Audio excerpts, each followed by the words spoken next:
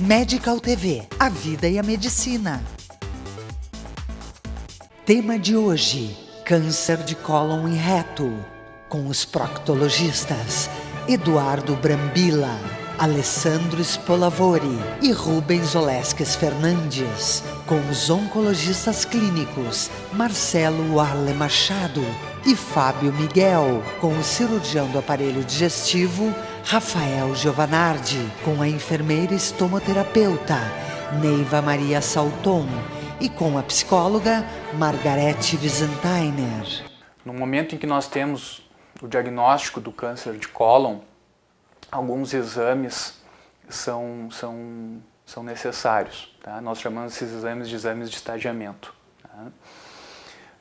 Eles consistem, assim, como exames mínimos, assim, num raio-x de tórax, numa tomografia computadorizada do abdômen, exames laboratoriais para avaliação das condições de saúde do indivíduo, como hemograma, exames de função hepática, exames de função renal, e um marcador tumoral que se chama antígeno cársino embriônico, ou CEA. Tá? Logicamente, toda pessoa que vai ser submetida a alguma cirurgia precisa fazer uma avaliação clínica pré-operatória, seja ela por um anestesista, seja por um cardiologista ou um médico internista. Tá? Uma vez sendo submetida à cirurgia, nós temos o estadiamento patológico. O que é isso? É a análise macroscópica e microscópica do tumor na peça cirúrgica. Então, dessa forma, nós conseguimos avaliar com detalhes o grau de penetração da luz do órgão, se tem linfonodos comprometidos, que são estruturas de defesa que estão ao redor de todo o nosso tubo digestivo. Né? E através desses exames que eu citei previamente, se há presença de lesões à distância, como lesões no fígado, lesões no pulmão, outros órgãos. Tá? O tratamento do câncer coloretal depende de sua localização e de sua extensão. Nós dividimos a extensão do câncer coloretal através de um estadiamento, onde nós podemos definir se essa doença é uma doença que se encontra em estágio inicial, localmente avançada ou avançada. Os tumores coloretais em fase inicial de crescimento são tratados única e exclusivamente com cirurgia. Aqueles tumores no qual se desenvolve passando a estrutura da parede do intestino, invadindo e disseminando-se através dos linfonodos, das ínguas, dos gânglios, que na realidade habitam a situação próxima ao intestino, passam a ser tumores localmente avançados. E o tratamento para esse tipo de doença é a cirurgia, seguida de quimioterapia e radioterapia, dependendo da localização. Já os tumores em fase avançada de crescimento, no qual existe uma disseminação sistêmica, geralmente hematogênica, através da corrente sanguínea, esses tipos de tumores podem levar a metástases hepáticas, ósseas, pulmonares e outras partes do corpo. Daí o tratamento nesta situação é desenvolvido através da utilização de quimioterapia associada a terapias alvomoleculares definidas. O que são essas terapias alvomoleculares definidas? São terapias onde são utilizados medicamentos antiangiogênicos que agem na formação de novos vasos responsáveis pela alimentação desses tumores. Nós podemos estimar a porcentagem de pessoas que vão ser curadas de acordo com o seu estágio. Por exemplo, no estágio 1, mais de 90% das pessoas vão ser curadas. Tá? No estágio 2, a sobrevida em 5 anos se estima em torno de 80%. No estágio 3, ela é em torno de 50% a 60%. E no estágio 4, aproximadamente 10%. Ou seja, a expectativa de vida é inversamente proporcional ao estadiamento. É importante salientar que o câncer de colo e reto é uma das poucas doenças que hoje em dia, quando desenvolve metástases à distância, se a quantidade dessas metástases não for de um volume muito elevado, se consegue juntamente com a cirurgia e quimioterapia associada a anticorpos monoclonais ou antiangiogênicos, trazer novamente a chance de cura para esses pacientes, o que fica em torno de 20% dos casos. O índice de sucesso no tratamento do câncer de intestino está ao redor dos 70%. Isso considerando todos os casos, desde os casos mais iniciais até os casos mais avançados. Nos tumores de cólon e reto superior, o tratamento principal é a cirurgia. Então, o primeiro tratamento que vai ser dado a esse paciente é um tratamento onde a gente vai ressecar, retirar, remover essa lesão. A gente remove essa lesão e os linfonodos. Se esses linfonodos não estão comprometidos, o tratamento cirúrgico é único. Se existirem linfonodos, que é o próximo estágio da doença, que esses linfonodos estiverem comprometidos, o tratamento também é cirúrgico. Primariamente é cirúrgico e depois pode-se utilizar a quimioterapia. Bom, o que é o linfonodo? Então, a gente conhece muito as artérias e as veias. As artérias levam o sangue, as veias trazem o sangue de volta para o coração. Mas nem todo o líquido do corpo que é levado é trazido pelas veias. Então, existe um outro sistema de pequenos canos que vão fazer, que é o sistema linfático. E nesse sistema linfático existem linfonodos, áreas onde se concentra e é filtrado essa linfa ou esse líquido que está voltando para a circulação. Então, uma das formas do tumor se espalhar é através desse sistema linfático. Então, as células vão correndo por esse sistema e vão tendo o seu filtro nos linfonodos. Então, é uma coisa que protege para ele não entrar em circulação. Mas esses linfonodos, quando atingidos, é sinal que a doença já está mais avançada e precisa de ter um tratamento um pouquinho também mais forte, digamos assim. Não só com a cirurgia, mas também com a quimioterapia. O tratamento do câncer de cólon, ele deve ser feito de acordo com o estadiamento da doença, né? Nos estádios 1, 2 e 3, o tratamento curativo e de eleição é cirúrgico, né? Quem tem uma doença inicial, a mais inicial, como no estádio 1, não precisa fazer quimioterapia, em nenhuma situação. Quem tem doença estádio 2 pode ser feita de acordo com alguns fatores prognósticos. A gente consegue identificar pessoas que têm um risco de recidiva maior, então para essas pessoas se costuma oferecer a quimioterapia. De uma forma geral, todas as pessoas que têm câncer no estádio 3 precisam fazer quimioterapia, tá? Porque a quimioterapia melhora a chance de cura em torno de 30%, 30% a 40%, então um benefício considerável. E quem tem uma doença avançada, o tratamento ele tem que ser sistêmico, como a doença é sistêmica. Esse tratamento envolve quimioterapia, a quimioterapia tradicional, que são as drogas que nós chamamos de citotóxicos, são drogas que têm como mecanismo de ação induzir morte celular e mais recentemente foram pesquisados, foram desenvolvidos e esses medicamentos já estão disponíveis para uso, agentes biológicos, que são drogas-alvo, que têm como objetivo um alvo celular e que dessa forma eles inibem mecanismos de proliferação do tumor, mecanismos de disseminação, mecanismos de produção de vasos sanguíneos e eles melhoram o prognóstico, eles aumentam a sobrevida dos pacientes com câncer de intestino. Tumores mais altos no cólon, mais para cima sigmoide, cólon transverso e ascendente, é feita a remoção parcial do cólon, com todos os linfáticos, os linfonodos, os gânglios removidos junto. Pessoas que têm metástase à distância, tanto hepática como pulmonar, algumas vezes elas são passíveis de ressecção cirúrgica, com intenção curativa também. Quando a doença é muito alastrada nesses órgãos, aí o tratamento é paliativo, com quimioterapia posteriormente à cirurgia. Também, se houverem lesões à distância, com o fígado, o pulmão, também é necessário a gente utilizar ou a cirurgia para remover essas metástases, ou então a quimioterapia para melhorar a qualidade de vida e o tempo de sobrevida desses pacientes. E as metástases hepáticas são os lugares de maior frequência do câncer coloretal. Atualmente, a cirurgia hepática, que seria a cirurgia de ressecção dessas metástases, é a única forma de conseguir a cura, apesar dos bons resultados da quimioterapia.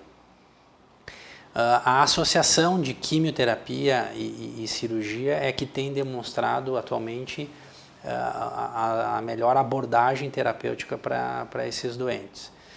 Apesar de tudo, de todos os esforços em relação aos tratamentos, ainda apenas 10 a 20% das pessoas com doença metastática do câncer coloretal são passíveis de tratamento cirúrgico. Ou seja, a maioria deles, quando se faz um diagnóstico através de critérios não estendidos, não são passíveis de ir para um tratamento cirúrgico. Então, o objetivo atual é a gente tentar buscar essas pessoas, esses doentes com metástase, e tentar aumentar as taxas de sobrevida e de ressecabilidade. Com a união dessa terapia multidisciplinar, que envolve então a seleção adequada dos pacientes, os tratamentos quimioterápicos sistêmicos, a associação de melhores cirurgias, se conseguiu, na última década, aumentar a taxa de ressecabilidade dessas pessoas de 10% a 20% para 20% a 30%, e aumentar o tempo de sobrevida desses doentes para 35% a 50% em 5 anos, o que é um bom resultado se falando de câncer. Uma situação importante é que os critérios de indicação para a ressecção das metástases do fígado mudaram nos últimos tempos. Até não muito tempo atrás, se tinha aqui doenças de 3 a 5 lesões no fígado ou o comprometimento dos dois lados do fígado eram critérios de ressecabilidade. Atualmente não é isso que se tem como foco. A ressecabilidade se dá desde que se consiga manter pelo menos 20% do volume hepático residual, uma boa drenagem biliar, um adequado fluxo sanguíneo aferente e de drenagem, e, claro, se conseguir ter uma ressecção de todas as lesões com margens negativas. Então, isso propicia um melhor resultado e que vem demonstrando que em muitas séries, em centros de referência, se consegue índices de sobrevida acima de 60% em 5 anos. O fígado ele também tem uma peculiaridade, que ele é um órgão que ele pode se regenerar. Há um processo de hipertrofia, onde a gente consegue, então, ressecar grandes áreas, se mantendo muitas vezes apenas 20% a 30% do parênquima hepático é viável para se manter uma vida adequada e saudável. É importante a gente desmistificar que a quimioterapia todo mundo vomita, que todo mundo passa mal. Não é assim. Muitas pessoas enfrentam todo o tratamento com uma baixa ocorrência de efeitos colaterais.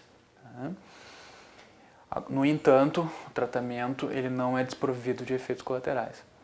Pode acontecer. Os mais comuns são enjoo, eventualmente vômitos, aftas, né, feridas na boca, diarreia, alguns medicamentos, principalmente essas drogas novas, essas drogas-alvo, podem dar uma reação de pele, que nós chamamos de rash acneiforme. Né? É o aspecto de umas espinhas no corpo, especialmente na face e no tronco. Alguns medicamentos podem dar uma descamação nas mãos e nos pés, deixando as mãos mais sensíveis, pode fazer fissuras. Isso se chama síndrome mão-pé.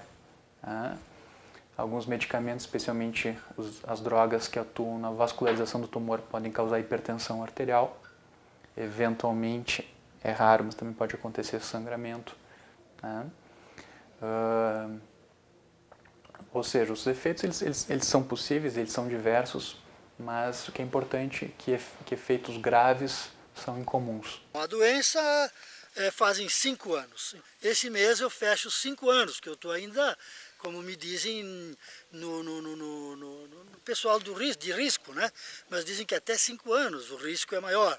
E estou fechando 5 anos, graças a Deus, com uma transformação fantástica da doença.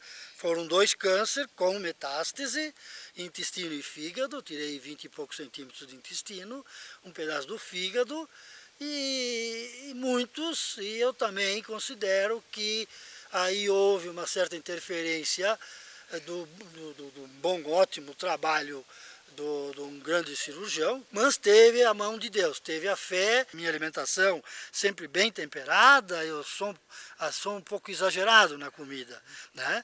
Com isso, claro, eu fiquei uma pessoa que tem uma diabetes não grave, mas tenho que tomar remédio. A ocasião do câncer, quando eu já mais no início, fiz 12 quimioterapias de 3 dias cada uma, bastante violentas. E quando eu comecei a pegar força, eu falei para o Dr. Joe Emerson, bom, agora eu acho que já posso tomar meus 2 dedos de vinho, que sempre bebi vinho a vida toda, agora faz quanto tempo que eu não bebo vinho? E ele me respondeu, álcool e quimioterapia eu não quero ouvir nem falar. E eu sei, mais ou menos eu lhe conheço já, ele me disse. E o senhor, se o senhor quiser chegar em casa e tomar esse pouco de vinho, o senhor até pode tomar, mas o senhor vai pagar caro. Pois eu cheguei em casa e falei com a minha esposa, o Dr. Joe Emerson me falou que se eu beber vinho, eu vou pagar caro. Mas como sou eu que pago, eu hoje vou tomar um golinho de vinho. Pois olha, é incrível, eu tomei aqueles 2 dedos de vinho, saborosos, gostosos, me senti bem em bebê-lo, mas eu não exagero não, eu fiquei uns 3 dias entre o banheiro, vômito, né, toda aquela disenteria terrível. E quem ficar doente, mesmo com câncer, ou mesmo com alguma doença assim, que leve a ele a estado terminal, não desanime não. E faça isso que, olha, se for da vontade de Deus, tranquilamente você terá uma sobrevida. E se for para ir, vamos passar o Vale da Morte. Eu já não tenho mais medo da morte não, muitos não acreditam, mas é verdade, porque eu estive a meio passo dela e já me senti meio que me elevando e sei muito bem que não se leva a nada. Bom, para o tratamento seguro e com um baixo índice de efeitos colaterais, é sempre recomendado que as pessoas tenham hábitos de vida saudáveis. O que são hábitos de vida saudáveis? Uma dieta equilibrada, não beber, não fumar durante o tratamento. Após 5 anos de acompanhamento, a pessoa fica livre da doença, mas o acompanhamento tem que ser extensivo durante toda a vida, né? Os cuidados, as prevenções, o exame de rotina, o estilo de vida. Medical TV, a vida e a medicina. A Clínica Nova Pele conta com uma equipe multidisciplinar que reúne médicos dermatologistas, vasculares, endocrinologistas e cirurgiões plásticos. Um complexo de saúde especializado em tratamentos corporais e faciais. Nova Pele, 3214-2677.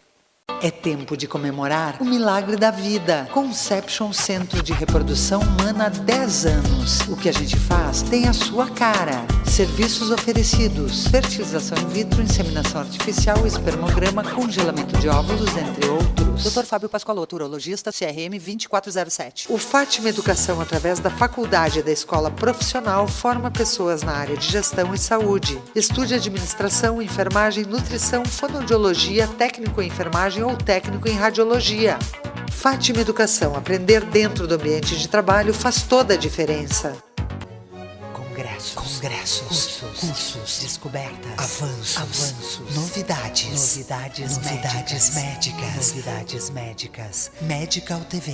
Então, eu estive semana passada em Brasília, no Congresso Brasileiro de Cirurgia Dermatológica. Então, nós tivemos várias atualizações no campo de preenchimentos faciais, substâncias novas para volumização da face, várias novidades também no campo de laser para rejuvenescimento e para manchas.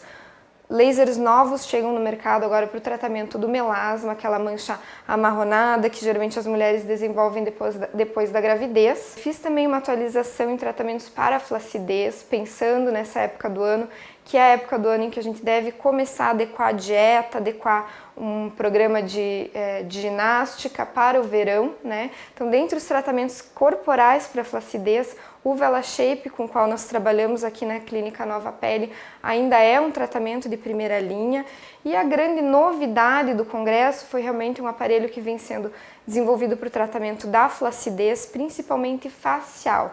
Então, esse aparelho é um aparelho de ultrassom microfocado. Nós conseguimos ver na tela do aparelho as diversas camadas da pele e conseguimos entregar uma energia ultrassônica na profundidade dos tecidos. Então esse aparelho é o primeiro que conseguiu desenvolver uma tecnologia para entregar essa energia dentro da pele. Então nós conseguimos induzir a neocolagênese, o colágeno novo, um efeito lifting da pele, um efeito de melhora do contorno facial, daquele famoso acúmulo de gordura, a papada que as mulheres tanto se incomodam.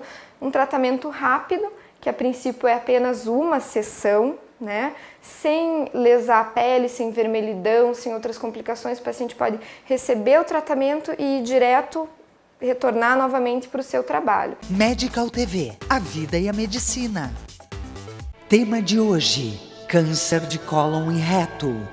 A parte mais complexa do tratamento desses tumores é quando esses tumores atingem o reto, a parte mais final ou a parte de armazenamento do intestino. Por quê?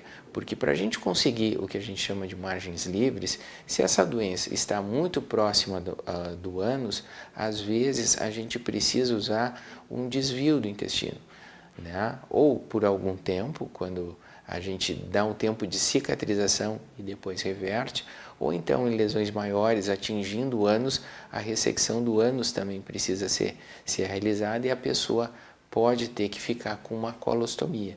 Que é isso? É o intestino colocado junto à pele, onde ele não segue mais o seu curso, a gente não evacua mais, então passa a ter essa evacuação em uma bolsa que é fixada no abdômen.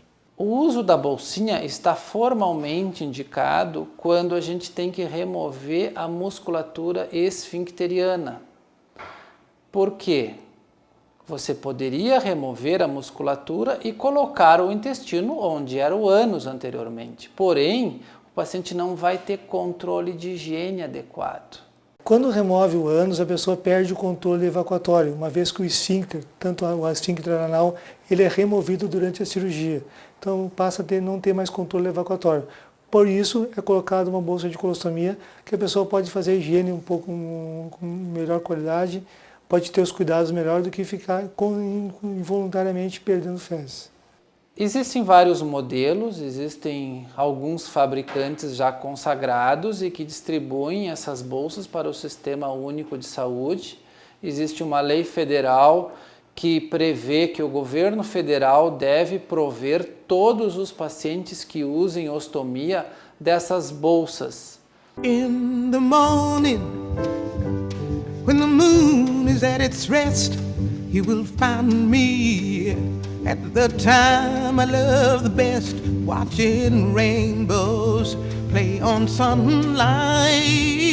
pools of water. Bom, geralmente aqui chega primeiro o familiar da pessoa ostomizada. Eles, né, geralmente o paciente ainda está no hospital e ele já vem em busca das bolsas. E todo mundo é atendido independente de situação financeira, todo mundo é acolhido igualmente, todo mundo recebe os equipamentos. Aqui no CES é o único lugar em Caxias onde é distribuído o material de ostomias. O paciente é avaliado, normalmente eles chegam aqui muito tristes, deprimidos, achando que são os únicos que têm esse problema, enquanto que na realidade nós temos em Caxias do Sul 270 pacientes ostomizados.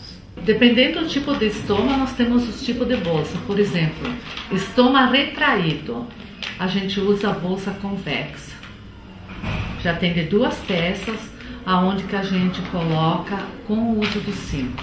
Então aqui é feito todo o tratamento e a gente faz o ajuste da bolsa, conforme o estômago. A imagem corporal nesse momento fica alterada diante do uso da bolsa de colostomia. Percebo também uma diferença muito grande no lidar com essa situação entre homens e mulheres. Mulheres, talvez, por estarem mais adaptadas a manusear crianças, sentem neste momento uma dificuldade sim em manusear a bolsa de colostomia, porque altera a sua imagem corporal, mas lidam melhor com essa situação. Muda e altera muito a questão da relação com a alimentação. Percebo que as mulheres emagrecem muito no primeiro momento, e que após um período de adaptação a essa nova situação, que não deixa de ser um choque, elas conseguem realmente levar uma vida normal. Homens também, mas eles levam um pouco mais de tempo, até por causa de toda a questão também relacionada à intimidade, à potência, à onipotência, no sentido de que como isso foi acontecer comigo e de querer realmente esconder um pouco mais esse quadro. Câncer. O que é câncer, né? Já há 30 anos, quando eu tive esse problema, que não tinha histórico na minha família de câncer de intestino, mas quando apareceu em mim, então vem aquela primeira pergunta, né? Por que eu? E fui para a cirurgia, só que depois, né, é que a coisa complica. E agora, o que eu faço, né? Agora acabou minha vida, vou ter que ficar marginalizada, vou ter que ficar desamparada, né? Mas foi aí que eu conheci um grupo de apoio que já existia naquela época, através do CES, e onde as pessoas se reúnem para conversarem, discutirem problemas e saber qual é a melhor saída, como fazer. E aprendi muito, né? Aprendi que nós temos todas as possibilidades de vida. A gente, na verdade, vai se adaptando a todas as coisas. Bom, eu senti, digamos assim, no primeiro momento, uma certa dificuldade de acolher isso, como todos os colegas que também hoje são ostomizados. Nós temos a associação também aqui em Caxias. Mas eu, para dizer a verdade, eu também me orientei bastante com a leitura. Me criei uma mentalidade de dizer, bem, se isto precisa que aconteça, mas que dá para viver, e que aconteça e pronto, eu estou... E de fato foi o que aconteceu. Praticamente a minha vida profissional se desenvolveu toda ela depois dessa realidade. Nós temos um grande núcleo aqui em Caxias, somos 60, 70 participantes, temos uma reunião mensal, onde nos ajudamos, nos contamos as coisas bonitas e os desafios. Sempre temos algum profissional que nos orienta também, né? Bastante tempo depois da colostomia, os pacientes têm uma qualidade de vida melhor, fazendo qualquer atividade que uma pessoa sem colostomia está habituada a fazer. Inclusive esporte, vida social normal. Medical TV, a vida e a medicina. Leonardo Weissheimer, cirurgião plástico, cirurgia estética de nariz, face, mama e contorno corporal. Leonardo Weissheimer, cirurgião plástico, Caxias do Sul. Dr. Leonardo Weissheimer, cirurgião plástico, CRM 27080. No inverno, evite aglomerações em lugares fechados e pouco arejados. Lave as mãos constantemente ou passe álcool gel para evitar que vírus e bactérias se alojem e você acabe contraindo doenças. A Clínica Sul Diagnósticos por Imagem possui equipamentos de ponta e uma equipe altamente especializada, diagnósticos precisos, agilidade, atendimento personalizado e localização privilegiada. Sul Diagnósticos por Imagem, ajudando o teu médico a cuidar de ti. Você sabia? Você sabia? Você sabia? O mel tem ação bactericida e antisséptica. Estudos mostram que é um bom coadjuvante no tratamento de problemas pulmonares e da garganta. Contém substâncias que agem como antibióticos naturais. Acesse www.produtora.com.br/Medical TV e reveja todos os programas. Medical TV. Medical TV. Uma causa bem comum de artrose, principalmente. Instituto De Vita, clínica especializada em tratamentos de oncologia e hematologia. Instituto De Vita, tudo pela vida. Fone 54-3214-1700, Caxias do Sul. Dr. Francisco Wiesenthiner, oncologista clínico, CRM 15459. Há 35 anos, o Alfa Laboratório constrói uma história de bons resultados ao seu lado.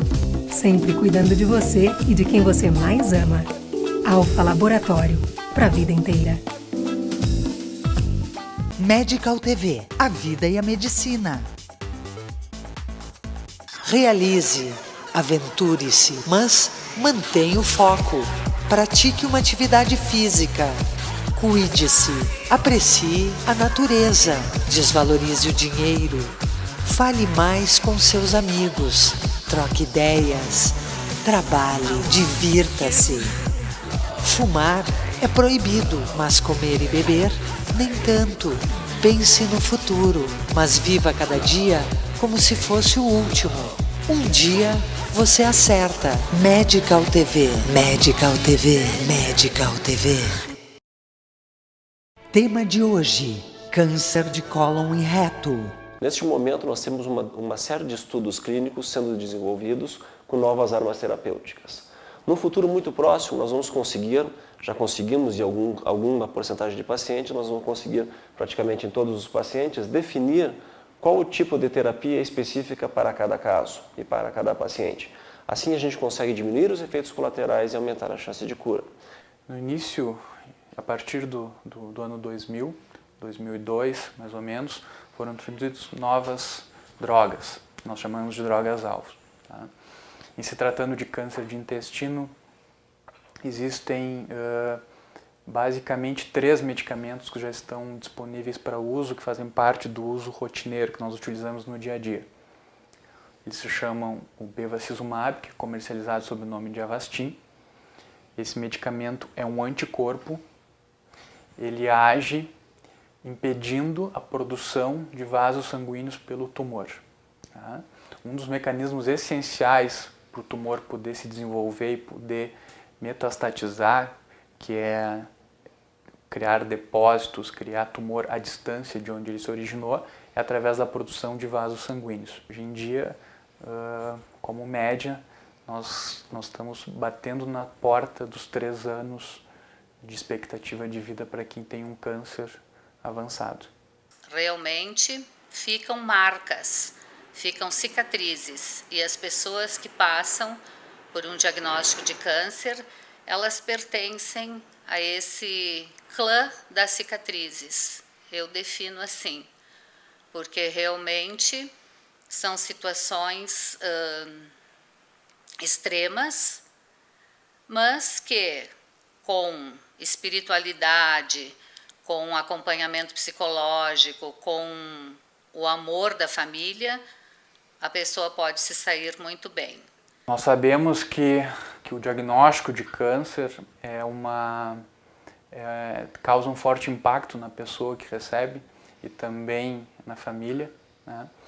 Mas eu acredito, e a partir de experiências pessoais e de experiências da literatura, que um enfrentamento positivo da doença é uma coisa que impacta muito positivamente na qualidade de vida e talvez até no tempo de vida das pessoas. Quanto mais precoce for feito o diagnóstico da doença, maior a chance de cura. Então, devido a esta situação, está indicado que todas as pessoas a partir dos 50 anos de idade busquem o seu médico proctologista para que seja realizado o exame de colonoscopia. O exame de colonoscopia é um exame onde é infiltrada uma sonda através do ânus e através de uma luz consegue-se olhar o tubo digestivo por dentro, o intestino, o cólon. E se tiver alguma alteração, essa alteração sim é retirada para análise. Com isso se consegue fazer o diagnóstico dessa doença numa fase mais precoce, tratamentos mais específicos, aumentando assim a chance de cura. Porém, é importante que as pessoas sempre pensem em prevenção em se tratando de intestino, pois é um câncer que a gente consegue prevenir em quase 100% dos casos se os exames adequados forem realizados. Como a gente pode atuar para a gente se prevenir disso? Primeiro, cuidar da alimentação, né? Então, a gente introduzir frutas e verduras, alimentos frescos, manter o intestino com um bom funcionamento, isso diminui nossa chance, bem como atividade física, o parar de fumar, bebida alcoólica só em algumas ocasiões, né? Isso vai diminuir a nossa chance.